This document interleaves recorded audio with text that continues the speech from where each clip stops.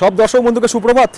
আজ 1 জুন 2026, স্থানীয় সময় সকাল 9:53। আজ আপনাদের সবাইকে নিয়ে আমার গন্তব্য হচ্ছে টেরাকোটা আর্মি বা টেরাকোটা ওয়ারিয়ার্স। যারা চীন বেড়াতে আসে তারা কিন্তু সবাই এই জায়গাটা দেখতে যায়, মানে এটা খুব একটা বিখ্যাত জায়গা। তো এই শিয়ান থেকে টেরাকোটা ওয়ারিয়ার্স হচ্ছে দূরত্ব 40 কিলোমিটার। ওটা আরেকটা জেলায় পড়ে, লিংটাং বলে একটা জেলা আছে, সেই লিংটাং জেলায় পড়ে হচ্ছে টেরাকোটা ওয়ারিয়ার্স। তো এখান থেকে 3-4 ভাবে যাওয়া যায়। সবচেয়ে যদি সস্তার উপায় বলি সেটা হচ্ছে মেট্রো, যেটা করে আমি যাচ্ছি। আবার এখান থেকে বাসও ছাড়ে, কিছু প্রাইভেট সংস্থাদের বাস চালায়, তারা ডিরেক্টলি এখান থেকে টেরাকোটা নিয়ে যায়। লাস্ট উপায় যেটা সবচেয়ে বেশি খরচের সেটা হচ্ছে ক্যাব। কেউ এখান থেকে ক্যাব বুক করে, ক্যাবেও কিন্তু ডিরেক্টলি টেরাকোটা যাওয়া যায়। বাট আমি বেছে নিয়েছি সবচেয়ে কঠিন উপায়টা, যেটা হচ্ছে মেট্রো, যেখানে 3-4 বার ইন্টারচেঞ্জ করতে হবে। কারণ আপনারা জানেন আমার কিন্তু ট্রান্সপোর্টেশন আর ইনফরমেশন এগুলো নিয়ে বেশি ইন্টারেস্টেড আমি, এবং সেই সাথে কম খরচে। মেট্রো স্টেশন থেকে টিকিট নিয়ে নিলাম, সব মিলিয়ে পড়লো হচ্ছে 7 চাইনিজ ইউয়ান।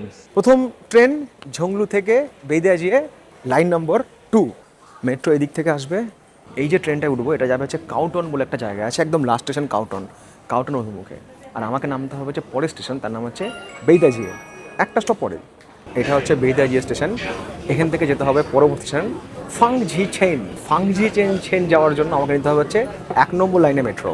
লেখা আছে ফাংজি চেন, মাঝখানে 3-4টে স্টপ রয়েছে। লাস্ট স্টপ হচ্ছে ফাংজি চেন। ওখান থেকে আবার 6 নম্বর আর 9 নম্বরে লাইন ভাগ হয়। একটাই শুধু ব্যাপার, এখানে আমাকে 2-4 দিন আবার বাড়াতে হতো, তাহলে আমার অ্যাটলিস্ট ঘুমটা ঠিকঠাক হতো। মানে এত ঘোরার পরে না একটা দিন পুরো রেস্টের দরকার আছে, মানে একদিন পুরো রেস্ট নিয়ে রিল্যাক্স করলাম, সেটা এখানে হয়নি। আমার মোটামুটি চায়না 15 দিনের ট্যুর, তো এটা আমাকে 20 ডেজ করতে হতো, 20 না হলে 18 করতে হতো। বিশেষ করে বেজিং সাংহাইয়ের মতো জায়গায় না অন্তত 3টে করে দিন রাখতেই হবে। চায়না অনেক বড় একটা দেশ, অনেকগুলো প্রভিন্স, তো এখানে ট্রিপ করতে গেলে যদি মনে করেন নিজে ট্রিপ করবো তাহলে ভাই সময় লাগবে, সময় দিতে হবে দেশকে। 8খানা স্টপ রয়েছে, আমাকে নামতে হবে 9 নম্বরে। আর সকালের ট্রেনে কিছু এরকম ভিড়, আমি সাইডে দাঁড়ালাম, সেই আমার কলেজ জীবনের পুরনো অভ্যাসের মতো। যখন কলকাতায় এরকম স্মার্ট মেট্রো চলতো না, যখন চলতে হচ্ছে সেই ঘর আওয়াজ করা হলুদ মেট্রোগুলো। পৌঁছে গেছি ফাং ঝিয়াছেং স্টেশনে। এখান থেকে আবারও মেট্রো ইন্টারচেঞ্জ করতে হবে। এবারে যে স্টেশনে যেতে হবে তার নাম হচ্ছে হুয়াছিংছি হচ্ছে আমার লাস্ট স্টেশন, যেখান থেকে টেরাকোটা আর্মির বাস পাওয়া যায়। একদম কষ্ট হলো না, কয়েকটা মেট্রো, কয়েকটা ইন্টারচেঞ্জ, ব্যাস। আর বেশি হাঁটতেও হলো না, সব কাছাকাছি। ফাংঝিছেং থেকে হুয়াছিংছি হচ্ছে 12টা স্টেশন, মানে আমাকে নামতে হবে 12 নম্বর স্টেশনে। সময় বেলা 11:17। পৌঁছে গেলাম স্টেশন হুয়াছিংছি। আর এই স্টেশনের 4টে গেট রয়েছে ABCD। এই হচ্ছে সেই বিখ্যাত টেরাকোটা আর্মি। আর এইদিকে 3 নম্বর গেট। মিশরে যেমন রয়েছে পিরামিড, মিশরীয় রাজাদের সমাধি ক্ষেত্র, যেখানে সেই রাজার ব্যবহারের জন্য সব কিছু দেওয়া থাকতো, তেমনি এখানে যে সম্রাটের সমাধি রয়েছে তার সঙ্গে রয়েছে তার সমস্ত সৈন্যবাহিনীর একটা ইউনিট। 3টে মোট ইউনিট বা পিট রয়েছে। এটা একটা ইউনিক জিনিস ওয়ার্ল্ডের মধ্যে। স্টেশন থেকে বেরিয়ে 2 মিনিটের হাঁটা পথ। লেখা আছে বাস নম্বর 613। বাসের পেছনে টেরাকোটা আর্মি ছবিও দেওয়া আছে। স্টেশন থেকে বেরিয়ে উঠে বললাম বাসে। খরচা হলো 5 চাইনিজ ওয়ান, মেট্রোয় 7, এখানে 5, মোট হচ্ছে 12 ইন্টু 14 গুণ করলে যা হয় সেই টাকায় পৌঁছে যাচ্ছি টেরাকোটা।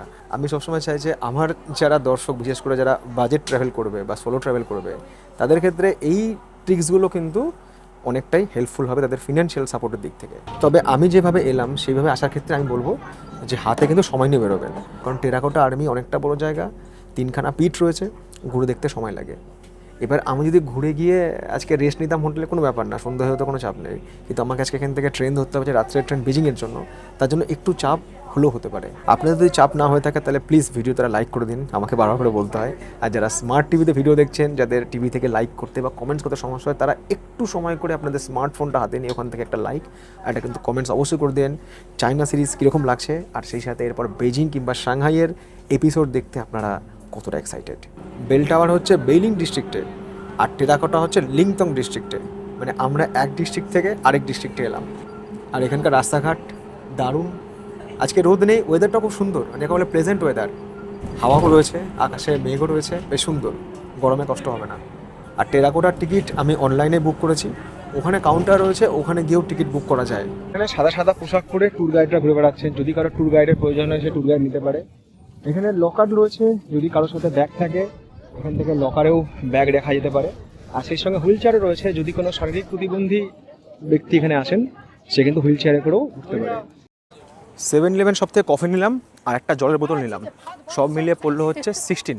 এখানে ট্যুরিস্ট অফিসও রয়েছে, মানে ট্যুরিস্ট ইনফরমেশন সেন্টার, সেই সঙ্গে টিকিট অফিসও রয়েছে, টিকিট এখান থেকেই নেওয়া যায়। জায়গাটা অনেকটা বড়, হাঁটাহাঁটির কিন্তু ব্যাপার এখানে রয়েছে। অনলাইনে টিকিট যদি না করতে চান বা না করতে পারেন, তাহলে এখানে চলে আসুন, এখানেও কিন্তু রয়েছে টিকিট অফিস, আর এখানেও গাইড রয়েছে। গ্রুপ ট্যুরে আসার একটা সুবিধা আছে যে আপনাকে এত হেডট্রিক করতে হবে না। আপনার হোটেল থেকে আপনার পিক আপ হবে বা কোনো একটা নির্দিষ্ট পয়েন্ট বলবে, সেখান থেকে পিক আপ হবে, সঙ্গে গাইড থাকবে, সারাদিনে একটা ট্যুর থাকবে সকাল থেকে বিকাল পর্যন্ত, মাঝে একবার লাঞ্চের টাইম ওরা দেবে, সব কিছু ঘুরিয়ে গাড়ি আপনাকে সন্ধ্যায় ড্রপ করে দেবে। হ্যাঁ, গ্রুপ ট্যুরে কিন্তু খরচ একটু বেশি হবে এবং সেখানে ওদের টাইমে চলতে হবে। আপনি যদি মনে করেন যে আমাকে কোথাও একটু বেশি টাইম দিতে হবে বা একটু সময় লাগছে, সেটা কিন্তু সম্ভব হয় না। চায়নায় যে কোনো জায়গাতে, বিশেষ করে ট্যুরিস্ট অ্যাট্রাকশন পয়েন্টে যেখানে চেকিং হচ্ছে, সবচেয়ে বেশি যদি জিনিস বাজেয়াপ্ত হয় সেটা হচ্ছে লাইটার। এখানে মানুষ প্রচুর সিগারেট খায়, প্রচুর, পুরুষ মহিলা সবাই অধিকাংশ সিগারেট খায়, তো সেই জন্য সবার কাছে লাইটার থাকে। আর এই সব জায়গায় তো লাইটার অ্যালাউ নয়, তো দেখছি সমস্ত ট্রেনের মধ্যে লাইটার জমা হয়েছে, সব নিয়ে নিয়েছে। এমনিতে একটা বড় জায়গা, আর টিকিট কাউন্টার থেকে বা পার্কিং থেকে মেন যে অ্যাট্রাকশন পয়েন্ট সেটা তো দূরে, আবার মেন অ্যাট্রাকশন পয়েন্ট যখন পৌঁছাচ্ছেন সেটাও ঘুরে দেখতে সময় লাগে। কাজে আমাকে হাঁটতে হবে, আমি হাঁটবো, এই চিন্তাভাবনা নিয়ে কিন্তু চায়নায় আসবেন। আর এখানে যারা আসবেন মোটামুটি দিন 12 ট্রিপ করার পরে শরীরের ওজন 2 থেকে 2.5 কিলো কমে যাবে। যদি কেউ হাঁটতে না চায়, সেক্ষেত্রে ওই গল্ফ কারের বড় এডিশন এখানে রয়েছে, ছোট বাসও রয়েছে, সেগুলো করে কিন্তু ভেতরে নিয়ে আসা যায়।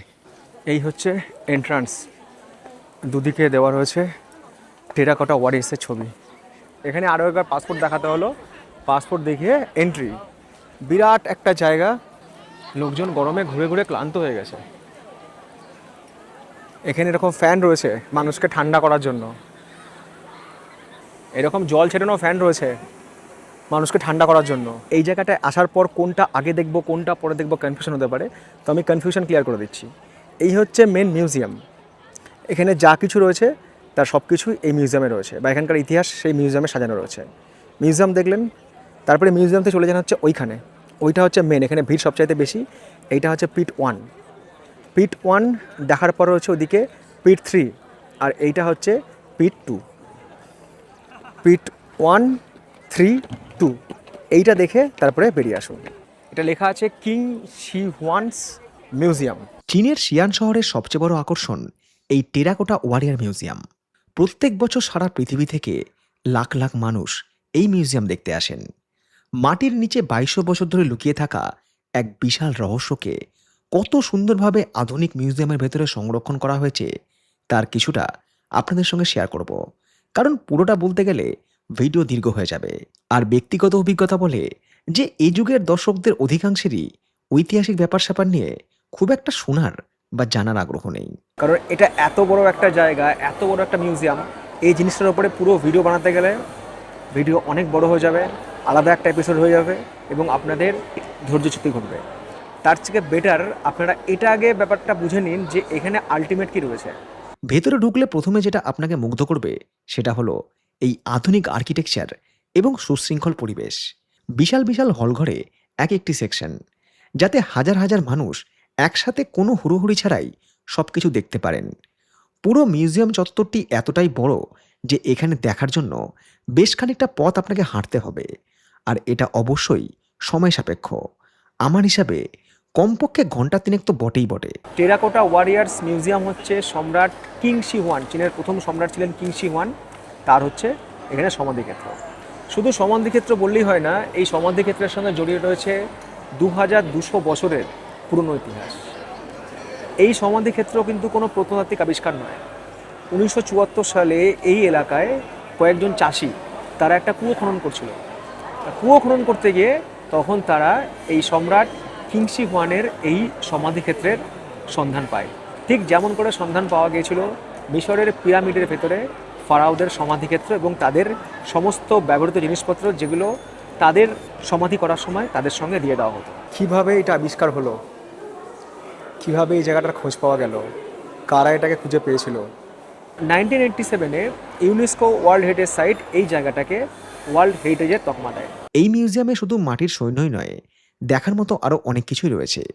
এখানে একটি অত্যাধুনিক এক্সিবিশন হল বা প্রদর্শনী কক্ষ রয়েছে, যেখানে কাঁচের দেওয়ালের ওপারে খুব কাছ থেকে প্রাচীন চীনের আসল ব্রোঞ্জের অস্ত্র, যুদ্ধক্ষেত্রের ঢাল তলোয়ার এবং সেই সময়ের মুদ্রা গয়না দেখার সুযোগ মিলবে।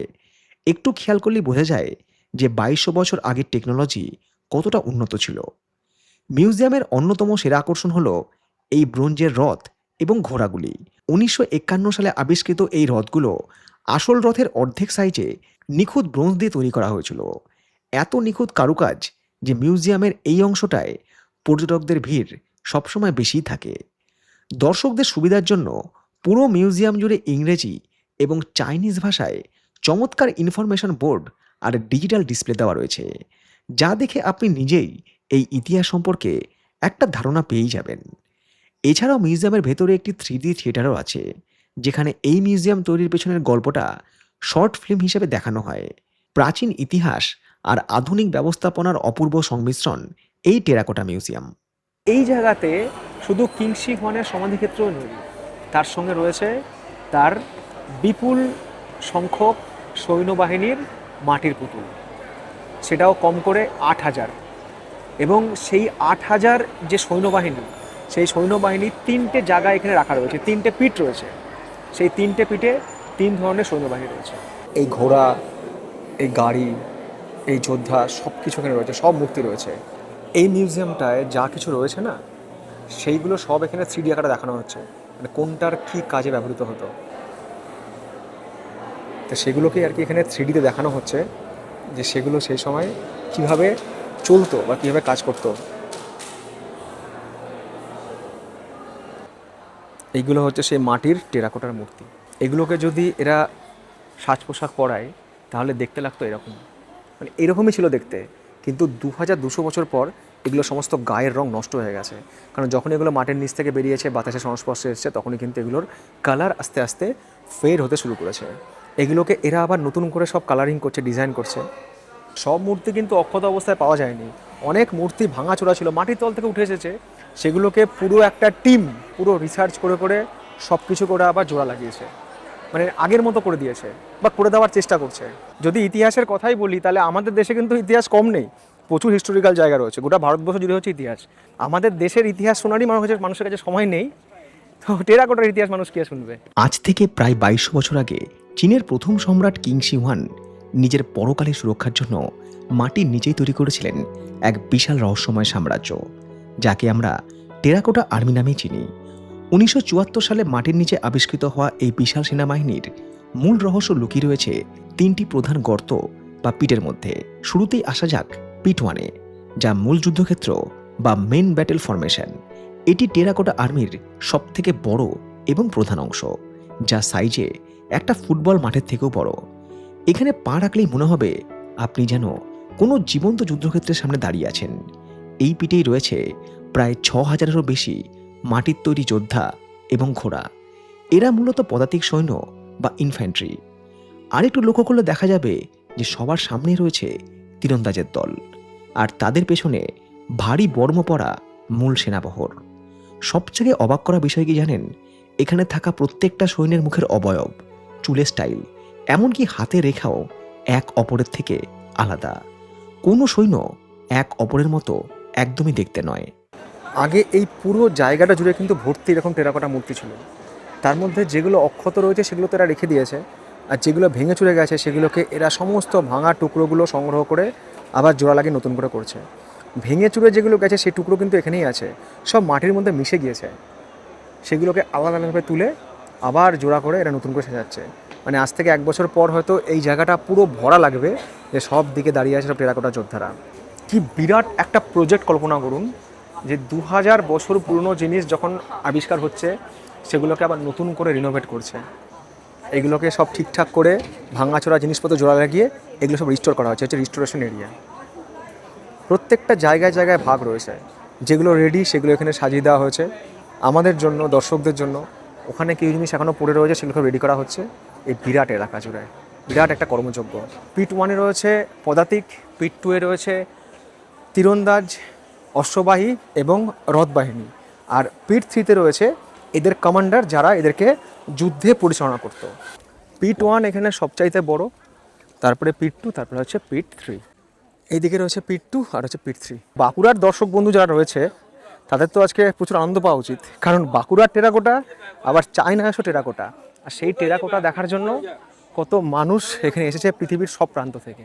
এই হচ্ছে পিট 3, এখানেও কিছু রয়েছে মূর্তির ধ্বংসাবশেষ, সেগুলি অবশ্য পড়ে রয়েছে, টুকরোগুলো সব মাটির সঙ্গে মিশে রয়েছে, এগুলোকেও সমস্ত রেস্টোরেশন করবে। এই 3টে পিটের মধ্যে পিট 3 সবচেয়ে ছোট, কিন্তু ঐতিহাসিকভাবে সবচেয়ে বেশি গুরুত্বপূর্ণ।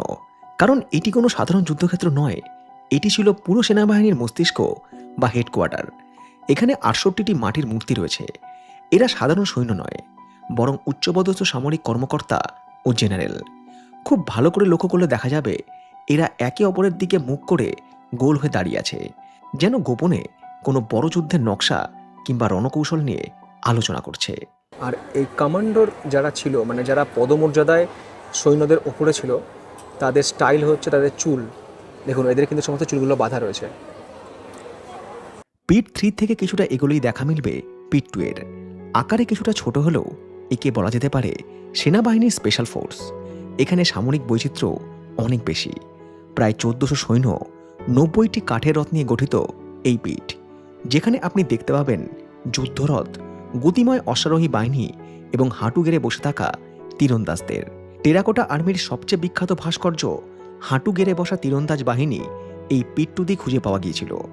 এই পিটটি মূলত সম্রাটের আকস্মিক আক্রমণের রণকৌশলকেই ফুটিয়ে তোলে। কিন্তু বর্তমানে এই পিট সাময়িকভাবে বন্ধ ছিল, কারণ এখানে অধিকাংশ মূর্তি পুনর্নির্মাণের কাজ চলছে। এই পিট 2 এ ছিল হচ্ছে সম্রাট কিংশি হুয়ানের তীরন্দাজ বাহিনী, অশ্বারোহী বাহিনী এবং রথ বাহিনী। সেনাবাহিনীর এই যে 3টে সেগমেন্ট, এইটা পাওয়া গেছিলো হচ্ছে এই পিট 2-তে। বাট মূর্তিগুলো এখন এখান থেকে সরিয়ে নিয়েছে, কারণ এটা বোধহয় ওই রিনোভেশনের কাজটা কিছু চলছে, এখন কিন্তু মূর্তিগুলো এখানে নেই, এখান থেকে সরিয়ে নিয়েছে। চীনের যে প্রথম সম্রাট কিংশি হুয়ান, এইটা হচ্ছে তার মূর্তি, এটাও টেরাকোটার মূর্তি। তো সেই মূর্তিটাকে রাখা আছে, আর এটাকে দেখতেই মানুষের এত ভিড়। টেরাকোটা আর্মি মিউজিয়াম, সেই সঙ্গে পিট 1, পিট 2, পিট 3 দেখা কমপ্লিট। পুরো এলাকাটা এতটাই বড় যে সময় কত তাড়াতাড়ি কেটে যায়। এখন বাজে 1:14, এখনও পর্যন্ত প্রায় 4 কিলোমিটার হাঁটা সম্পূর্ণ। এই গল্পে একটা টুইস্ট আছে। যে সম্রাটের সুরক্ষার জন্য এই বিশাল টেরাকোটা আর্মি তৈরি করা হয়েছিল, সেই সম্রাট কিংশি হুয়ানের মূল সমাধিটি 2500 বছর পেরিয়ে গেলেও কেউ খোলার সাহস করেনি। প্রত্নতাত্ত্বিকদের ধারণা যে এই সমাধির ভেতর দিয়ে বয়ে চলেছে বিষাক্ত পারদের নদী এবং চারপাশ ঘেরা রয়েছে মারাত্মক সব প্রাচীন ফাঁদ দিয়ে। আর সবচেয়ে বড় সংশয়, সমাধিটি খুললে ভেতরের অমূল্য প্রাচীন সম্পদ বাতাসের সংস্পর্শে এসে হয়তো চিরতরে নষ্ট হয়ে যেতে পারে। তাই টেরাকোটা আর্মি দেখা গেলেও সম্রাটের মূল কফিন আজও মাটির নিচে এক গভীর রহস্য হয়েই থেকে গিয়েছে। এখানে একটা সুভেনিয়ার শপ রয়েছে, যদি কেউ কিছু কিনতে চায় তাহলে এখান থেকে কিনতে পারে। টেরাকোটাতে বেশ খানিকটা সময় কাটালাম, সূর্য এখন মাথার ওপরে, চড়চড়িয়ে রোদ উঠেছে, চড়চড়িয়ে। সব টুরিস্টরা ফিরছে, অতএব আমাকেও ফিরতে হবে, কারণ শিয়ানে আরও একটা জায়গা দেখা বাকি আছে। যেহেতু এই পুরো প্রোগ্রামটা একবেলার প্রোগ্রাম, তো ঘোরাফেরার পর যখন লাঞ্চ করবেন, তো লাঞ্চ করার জন্য কিন্তু এখানে রেস্টুরেন্ট রয়েছে, সবই চাইনিজ রেস্টুরেন্ট, তো এখান থেকে কিন্তু লাঞ্চ করা যেতেই পারে। চীনের প্রত্যেকটা ট্যুরিস্ট অ্যাট্রাকশন পয়েন্টে খাওয়া দাওয়ার জন্য মানে অঢেল আয়োজন রয়েছে। মানে এখানে মানুষ ঘুরতেও ভালোবাসে, খেতেও ভালোবাসে, মানুষজন খরচা করে। যারা টেরাকোটা আর্মি সেজে ছবি তুলতে চান তাদের জন্য এখানে ব্যবস্থা রয়েছে। এইখানে বসিয়ে টেরাকোটা আর্মির মতো ছবি তোলা হচ্ছে। এখানে রোদের যা তেজ, আমাকে খানিকক্ষণ বাদে টেরাকোটা আর্মি মনে হবে, আমিও খানিক বাদে টেরাকোটা হয়ে যাব। কেনার আর খাবার এত জিনিস যে চায়নায় এসে সাইট সিন করতে করতে কেনার জন্য আর খাওয়ার জন্য আলাদা বাজেট করতে হবে। বিরাট বড় একটা কমপ্লেক্স, বিরাট বড়, তাতে যে কত দোকান রয়েছে, এটা দেখে এটাই প্রমাণিত হয় যে এখানে কত ট্যুরিস্ট আসে প্রত্যেক দিন। পার্কিং থেকে উঠে পড়লাম বাসে, বাইরের টেম্পারেচার বলছে 33 ডিগ্রি, আর সময় বলছে এখন 3:03। এখানে রাস্তার পাশে পাশে সুন্দর সব বাস স্টপ করা আছে, সেই স্টপেই বাস দাঁড়াবে, রাস্তায় যেখানে সেখানে তো বাস দাঁড়াবে না, সেই স্টপ থেকে উঠতে হবে, স্টপে নামতে হবে। যেভাবে এসেছিলাম সেই পথেই ফিরতে হবে। তবে এবারে বেল টাওয়ার যাব না, এবার যাবো হচ্ছে ইয়ং ইন মেন স্টেশন। আর খরচ পড়লো হচ্ছে 8 চাইনিজ ইউয়ান। বেলা 4:38 এসে পৌঁছালাম হচ্ছে বৈদাজি স্টেশনে। এখান থেকে পরবর্তী ট্রেন ধরতে হবে হচ্ছে ইয়ং নিং মেন যাওয়ার জন্য। এখান থেকে 2টো স্টেশন, তারপরে ইয়ং মিন, সেখান থেকে বেরিয়ে আবারও একটা গন্তব্যে যেতে হবে। আজকে একটু টায়ার্ড হয়ে গেছি, শরীর আর দিচ্ছে না, পরপর জার্নি হচ্ছে তো আর রোদটা লেগে গেছে না, গরমটা না থাকলে ভালো লাগতো, বাট গরমের জন্য আজ একটু ক্লান্তি লাগছে। বাইরের টেম্পারেচার 32 ডিগ্রি। এই স্টেশনে নামার পর লেখা আছে entrance to the city wall scenic area, এখান দিয়ে বেরোতে হবে। বেজিংয়ে যেমন রয়েছে গ্রেট ওয়াল অফ চায়না, তেমনি শিয়ানে রয়েছে হচ্ছে city wall of Xi'an. Metro station থেকে বেরিয়ে এই হচ্ছে সিটি ওয়াল অফ শিয়াং। অনেকটা বড় এরিয়া এটাও। ওয়ার্ল্ডে যতগুলো বড় বড় দুর্গ রয়েছে, মানে প্রতিরক্ষার জন্য তো এসব দুর্গ নির্মিত হতো, তার মধ্যে এই যে দুর্গটা দেখতে যাচ্ছি সিটি ওয়াল অফ শিয়াং, এটা হচ্ছে একটা। আর এটা নির্মিত হয়েছিল 1370 খ্রিস্টাব্দে, যখন চীনে মিন রাজবংশের শাসন ছিল, সেই মিন রাজবংশের শাসনকালে এই দুর্গ নির্মিত হয়েছিল। হ্যাঁ, রোদে কষ্ট হচ্ছে, কিন্তু ঠিক আছে, এইটুকু তো কষ্ট করতেই হবে। আপনারা আমার ভিডিওতে কষ্ট করে লাইক দিতে নাই পারেন, বাট আমি কষ্ট করে একটু করতেই পারি। এখান থেকে টিকিট নিলাম, পড়লো হচ্ছে 54 চাইনিজ ওয়ান, মানে ভারতীয় টাকায় 756 টাকা। চায়নাতে এসে এই প্রথম মনে হয় কোনো জায়গা থেকে আমি কাউন্টার থেকে টিকিট নিলাম। অনলাইন টিকিট আর কাউন্টার থেকে টিকিট অলমোস্ট সেম প্রাইস। কিন্তু আপনাদের জন্য পরামর্শ, যদি আপনারা পিক টাইমে আসেন সেক্ষেত্রে কিন্তু অনেক সময় কাউন্টারের টিকিট শেষ হয়ে যায় বা বিভৎস লাইন পড়ে। তো সবসময় চেষ্টা করবেন যে টিকিটটা আগে থেকে অ্যাডভান্স কেটে রাখার। আর এই যে দুর্গটা এসেছি, এটার জন্য আসার টাইম হচ্ছে একদম বিকালের দিকে, যখন সূর্য অস্ত চলে যাবে, তখন যখন এখানকার লাইট জ্বলে যায় সেটা আরও সুন্দর লাগে। তবে এই দুর্গটা পায়ে হেঁটে ঘোরাটা একটু চাপের, কারণ অনেকটা বড় এই জায়গাটা, এর জন্য ভেতরে বাইসাইকেল ভাড়া পাওয়া যায়, সেই বাইসাইকেল নিয়ে ভেতরটা ঘোরা যায়। ওটা একটা অন্যরকম আর কি অভিজ্ঞতা। চীন হচ্ছে এমন একটা দেশ না, যেখানে ইতিহাস, প্রযুক্তি, প্রকৃতি সব কিছু রয়েছে, সব কিছু মিলে হচ্ছে চীন। এক একটা শহর এক একটা জিনিসের জন্য বিখ্যাত। এরপরে যখন বেইজিং যাব, বেইজিংয়েও হিস্ট্রি রয়েছে, সেখানেও গ্রেট ওয়াল অফ চায়না রয়েছে। তারপরে যখন সাংহাই যাব, সাংহাইও খুব সুন্দর একটা জায়গা। শিয়ানেও দেখুন স্ট্রিট ফুড যেমন রয়েছে, তেমনি এখানে হিস্ট্রি রয়েছে। এত বড় একটা দুর্গ, দুর্গের এই হচ্ছে প্রাচীর, এই সোজা বরাবর এইদিকে যেতে হবে। দুর্গ তো না, মনে হচ্ছে আমাদের বহরমপুরের স্কোয়ার ফিল্ড, এই মাথা থেকে ওই মাথা, অসম্ভব। এই রোদে আমি এত হাঁটতে পারবো না, আমি তাহলে শেষ, শরীর ডিহাইড্রেট হয়ে যাবে। কারণ আমাকে আবার রাতে ট্রেন ধরতে হবে, রাতে ট্রেন ধরে বেজিং যেতে হবে, এই রোদে হাঁটা অসম্ভব। এই দুর্গের আশেপাশে যেমন অত্যাধুনিক বিল্ডিং রয়েছে, এগুলো সমস্ত এক অত্যাধুনিক বিল্ডিং, তেমনি একদিকে কিন্তু প্রাচীন বিল্ডিংও রয়েছে, তার মধ্যে প্যাগোডাও রয়েছে।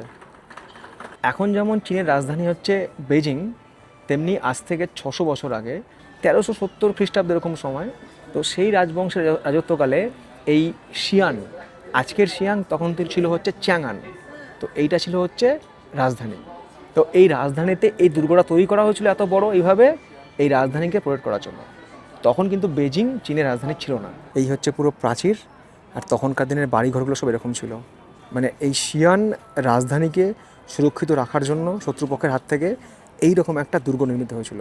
এই যে প্রাচীরটা রয়েছে, এটা দৈর্ঘ্য জানেন কত? 14 কিলোমিটার, একদম লম্বা বরাবর, এই মাথা থেকে ওই মাথা। মানে এটা পুরো একটা শহরের মিডিল পয়েন্টে, পুরো শহরটাকে ঘিরেই হচ্ছে দুর্গটা। দুর্গের ওপরে রয়েছে এরকম প্রাচীর, দূর দূর পর্যন্ত দেখা যাচ্ছে। এই ট্যুরটা করতে গেলে 1 ঘন্টা হাঁটতে হবে, 1 ঘন্টা 2 ঘন্টা, আর সাইকেল হলো 3 ঘন্টা। একদিকে 1 ঘন্টা, একদিকে 2 ঘন্টা, আর সাইকেল নিলে প্রায় 3 ঘন্টা পুরো জায়গাটাকে কভার করতে লাগে। এদিকে ইস্ট গেট রয়েছে, এইদিকে সাউথ গেট রয়েছে, এইদিকে নর্থ গেট রয়েছে, আর এদিকে ওয়েস্ট গেট রয়েছে। আমি প্রবেশ করেছি হচ্ছে সাউথ গেট দিয়ে, এটাই হচ্ছে মেন। তো এইদিকে এতটা যেতে হবে, বা এইদিকে এতটা দিয়ে পুরো একটা রাউন্ড দিয়ে ঘুরে আসতে হবে। মানে 4টে গেটে এখানে কভার করতে হবে। অলমোস্ট সাইকেল চালালে এখানে 3 ঘন্টা মতো সময় লাগে। এখানে একজন লোক আছে, একে জিজ্ঞেস করলাম যে সাইকেল কোথায় পাবো। বলছে এখান থেকে 500 মিটার হাঁটতে হবে, ওর ভাষাতে বললো, আমি ট্রান্সলেট করলাম। বললো 500 মিটার হাঁটতে হবে, 500 মিটার হাঁটলে সাইকেল, তারপরে সাইকেল ওখান থেকে রেন্ট নিয়ে পুরো এটা ঘুরে দেখা। আলাম ভাই ক্ষমা দে, এনার্জি বাঁচিয়ে রাখি, আমাকে এরপরে গ্রেট ওয়াল অফ চায়না দেখতে হবে, তার জন্য এনার্জি বেঁচে থাকা। আপাতত একটুখানি বসবো, জল ফল খাবো, ফিরে গিয়ে হোটেলে এখন আমাকে সমস্ত ব্যাগপত্র গোছাতে হবে, যেটা হচ্ছে আমার মেন কাজ। ব্যাগপত্র গুছিয়ে তারপর রেডি হয়ে একটু স্নান করে ফ্রেশ হয়ে কিছু খাওয়া দাওয়া করে আবার আমাকে যেতে হবে হচ্ছে শিয়ান স্টেশন, যেখান থেকে আমার রাতের ট্রেন রয়েছে বেজিংয়ের জন্য। এই শিয়ান থেকে আমি জার্নি করবো হচ্ছে বেজিং, চায়নার স্লিপার ক্লাস ট্রেনে প্রথম আমার ট্রাভেল হবে, তাও আবার ফার্স্ট ক্লাসে। ইন্ডিয়ান রেলওয়েজের অনেক ফার্স্ট ক্লাস ট্রেনের কামরায় ট্রাভেল করেছি, এবার চায়নার ফার্স্ট ক্লাসে ট্রাভেল করব, সেই অভিজ্ঞতা অবশ্যই আপনাদের সঙ্গে শেয়ার করব চায়নার পরবর্তী পর্বে। আজকের পর্ব এখানে শেষ করলাম। ভিডিও ভালো লাগলে ভিডিওকে লাইক করবেন, শেয়ার করবেন, আর যারা already travel with Koushik channel subscribe করে নিয়েছেন, বেল নোটিফিকেশনে ক্লিক করে দিয়েছেন বা করতে যাচ্ছেন, সেটা কিন্তু অল করে দেবেন, যাতে চায়না বা অন্যান্য জায়গার ভিডিও যখন আমি পাবলিশ করব তার নোটিফিকেশানও সবার আগে আপনার স্মার্টফোনে পৌঁছায়। আর যারা স্মার্ট টিভি থেকে ভিডিও দেখছেন, সেখান থেকে কমেন্টস করা বা লাইক করতে পারছেন না, তারা কিন্তু একটু কষ্ট করে আমার জন্য অন্তত আপনাদের স্মার্টফোন থেকে একটা লাইক আর কমেন্টস অবশ্যই করে দেবেন। তাই দেখা হচ্ছে এর পরবর্তী পর্বে, যেখানে আমরা ট্রেন জার্নি করব, বেজিংয়ে পৌঁছাবো, আর অবশ্যই দেখবো হচ্ছে the great wall of China.